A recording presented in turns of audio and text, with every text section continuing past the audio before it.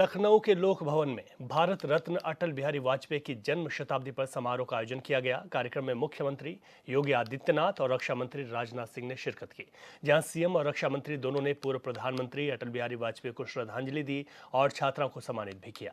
इस मौके पर यूपी के दोनों उप मुख्यमंत्री ब्रजेश पाठक और केशव प्रसाद मौर्य मौजूद रहे।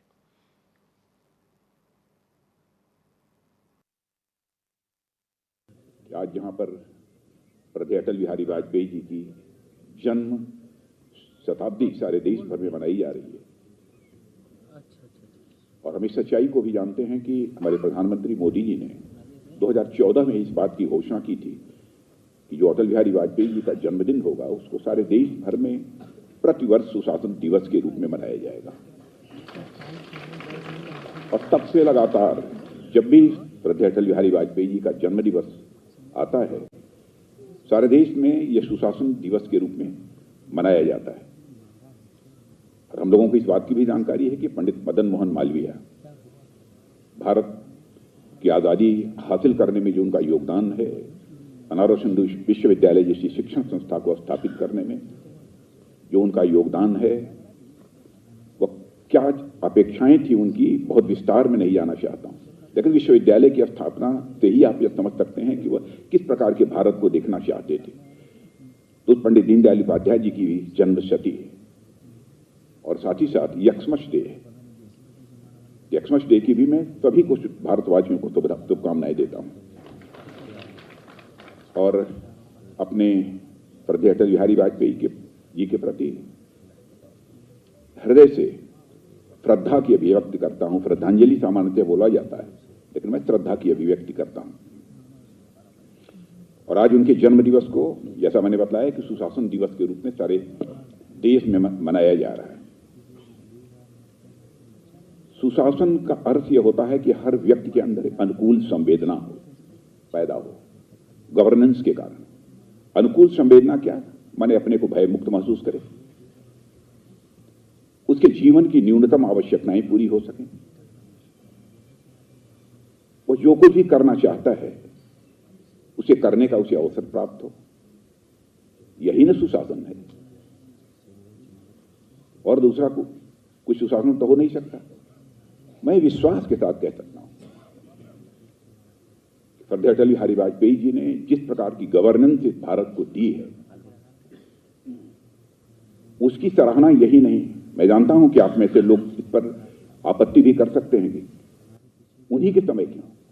मैं दुनिया के दूसरे देशों में भी मुझे जाने का अवसर उस समय भी प्राप्त हुआ था, क्योंकि उनके मंत्रिमंडल में सरफेस ट्रांसपोर्ट मिनिस्टर के रूप में मैं काम कर रहा था। उस समय की उनकी गवर्नेंस जो थी, उसकी दुनिया के दूसरे लोग भी तारीफ करते थे। आजाद भारत के इतिहास में पहली बार ग्रोथ रेट, विकास दर 8.4% उस समय पे पहुंची थी। उसकी सर्वत्र सराहना होती थी। और तब से लगातार दूसरी भी गवर्नमेंट आई। मैं किसी गवर्नमेंट की आलोचना नहीं करना चाहता। हर गवर्नमेंट कुछ अपने हिसाब से जो कुछ भी कर सकती है, अपनी सोच के आधार पर वह करने की कोशिश करती है। प्रधानमंत्री जी की प्रेरणा से पूरे देश के अंदर श्रद्धेय अटल जी की जयंती को सुशासन दिवस के रूप में आयोजित करने का निर्णय लिया गया और 2014 से लगातार उन कार्यों को लेकर के सरकारें एक अभियान के साथ आगे बढ़ती हैं। चूंकि यह वर्ष श्रद्धेय अटल जी का जन्म शताब्दी वर्ष है, इसलिए सुशासन सप्ताह का आयोजन हुआ। सुशासन सप्ताह के अवसर पर प्रदेश के अंदर हर जनपद में कार्यक्रम हुए। इसमें प्रशासन और शासन से जुड़े हुए सभी विभाग तो जुटे ही थे, साथ साथ 3 प्रकार के अन्य कार्यक्रम भी आयोजित हुए, जिनमें आपने देखा होगा कि लखनऊ जनपद के अंदर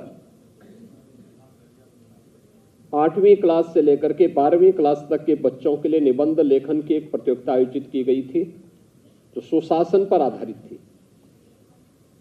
और मैं चाहूंगा कि सचिवालय प्रशासन और उच्च शिक्षा विभाग इन सब का संकलन प्रदेश भर से करें और प्रदेश भर में सुशासन से संबंधित स्मारिका और पत्रिका का वहां से प्रकाशन हो या राज्य स्तर पर उसका संकलन हो, राज्य स्तर पर उन अच्छे आलेख को संकलित करते हुए उसको विभिन्न लाइब्रेरी में उपलब्ध करवाया जाए, जिससे अन्य लोग भी पढ़ सकें, देख सकें। भाषण प्रतियोगिता का आयोजन ग्रेजुएशन स्तर पर और पीजी स्तर के बच्चों के लिए किया गया था, जिसमें भी 3 बच्चे जनपद स्तर पर, प्रत्येक जनपद में 3-3 बच्चे जो सेलेक्ट हुए उनको भी आज सम्मानित किया गया। एकल कवि नवोदित जो कवि हैं, काव्य पाठ, जो अटल जी एक कवि भी थे, उनकी कविताएं बड़ी प्रसिद्ध रही हैं, उससे संबंधित काव्य पाठ का आयोजन भी किया गया और मुझे प्रसन्नता है कि युवाओं ने इसमें बड़ी रुचि ली, समाज के प्रत्येक तबके ने रुचि ली। कल से मैं देख रहा हूं शताब्दी महोत्सव के कार्यक्रम को 19 दिसंबर को मैंने स्वयं ही इसका शुभारंभ किया था, जो एग्जीबिशन लखनऊ में आयोजित हुई थी। और आज इस आयोजन के साथ कल के कार्यक्रम में हम लोग दिन भर उन कार्यक्रमों के साथ जुटे रहे। अलग अलग स्थानों पर अलग अलग कार्यक्रम थे और सभी कार्यक्रम एक से एक बढ़ कर के थे।